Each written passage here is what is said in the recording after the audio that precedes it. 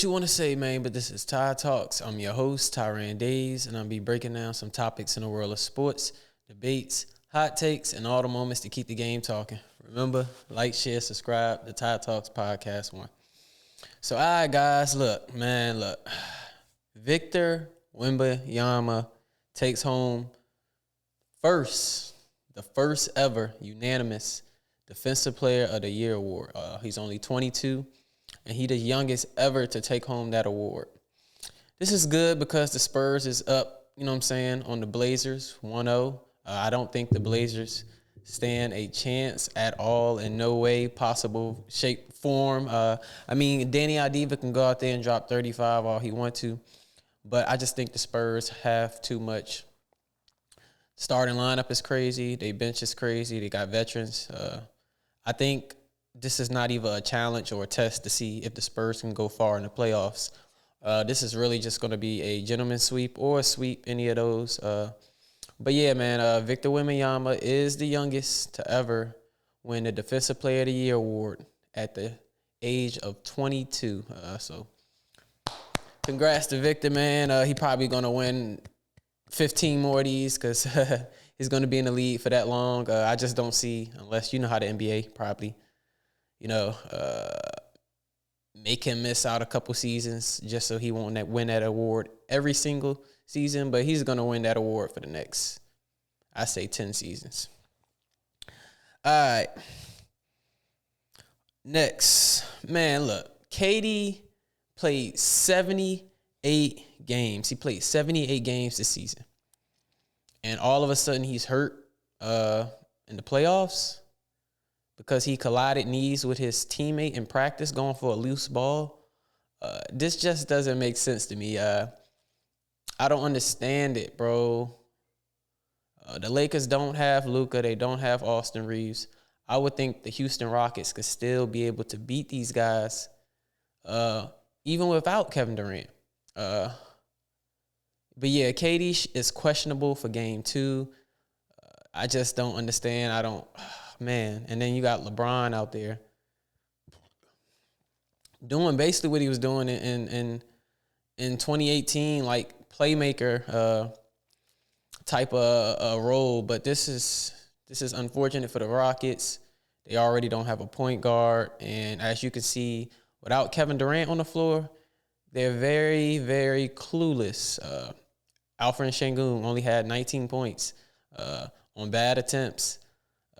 Amen Thompson cannot shoot. Just not doing anything. Jabari Smith Jr. not doing anything. Reed Shepherd this is basically his rookie season in the playoffs also. So he's not used to this situations. Yeah, man, it's unfortunate. Being that KD's not on that floor, it's not going to be good for the Houston Rockets. But you better hope, as a Houston Rockets fan, which I'm not, I'm a Kevin Durant fan. I'm tell you this now. If the Houston Rockets don't get Kevin Durant back, it's going to probably be over already. It's unfortunate, and that's just how I feel about the situation. On to the next. All right, the Cavs. Cavaliers are up 2-0. Right now they are probably going to sweep the Raptors unless the Raptors can go back home and win some games. Donovan Mitchell dropped 30 points. Harden passed Rondo on a playoff assist list too. So, yeah, that's pretty much all on the Cavs and Raptors. I thought the Raptors was going to come out having a better chance because how much taller and lanky they forwards are, but it's pretty much if you got Donovan Mitchell and you got James Harden, I guess that's enough to get the job done. I think Cavs are sneaky, probably the best team in the East that can have a great playoff run. I'm gonna just be honest with you. It's just veteran loaded. They got some young talent, and yeah, man, I think Donovan Mitchell's hungry to get out the second round finally. All right, next, the Magic. Paolo dropped 23 points to beat the Pistons. Pistons was not aggressive enough. Jalen Durant was not aggressive enough. You cannot have 7 points in a playoff game. I know this is your first time go around. Cade had 39 points. The highest person off the bench was Dennis Jenkins. He had 6 points. The rest of them guys had 3. Tobias Harris, you have to step up. Yeah, man, I said this and I'm going to say it again. The Pistons will not get far in the playoffs because they don't have another scorer, somebody that can put the ball in the basket. Jalen Durant he's that guy, but he's not that guy if you want a bucket. So, yeah, I don't, look, I'm going to say it again. I don't see the playoffs being in favor for the Pistons this time. They had a great regular season, but I just don't see them guys getting majorly far without another score. Cade cannot do this by himself. And, yeah, that's just how I feel about it. All right. Next, on to some WrestleMania results, man. Look, I know people said WrestleMania was bad. Or some people said WrestleMania was good. I thought Saturday night was good, but I do thought the matches was very, very short. That's the only thing about Saturday for me. I thought Sunday was absolutely fire. Probably could have had some better results. I get to that stuff. But yeah, I thought that Sunday and Saturday. I think Sunday was better than Saturday, but Saturday had, I don't know, they both had great potential. They just was slighted in their own way. All right, so look, on the bright side, Paige is back in WWE. She can finally have these matches with Becky, Charlotte. Hopefully Sasha come back one day. You got Bayley, Alexa Bliss. All these dream matches that you would want Paige to have, that she should have. That injury ripped and stole a lot of dream matches from the WWE universe. But I do think a Paige and AJ feud, Paige and Charlotte, all this, that would be wonders. It would do wonders. But good that she came back, won gold on her re-debut in WWE. So she's a tag team champion with Brie Bella. You know, Nikki broke her ankle, so that's unfortunate. But yeah, good to see Paige back. Hope y'all do it right this time. I know last time was just because of injury, but she's good now. And I just want to see where Paige go. I just want to see where Paige actually take this thing this time around. So, yeah. All right, next. Cody retains. He beats Randy. We know that this is probably going to go on and on and on to SummerSlam, as you can see what happened on WrestleMania. But, yeah, I didn't think this rivalry was finished at all. So, good to see where this go, but it's also to be like, it's Cody and CM Punk. When are they going to fight? So, we'll see. We'll see where this goes. I think Cody's going to end up losing the title eventually in the next couple of months because you know how they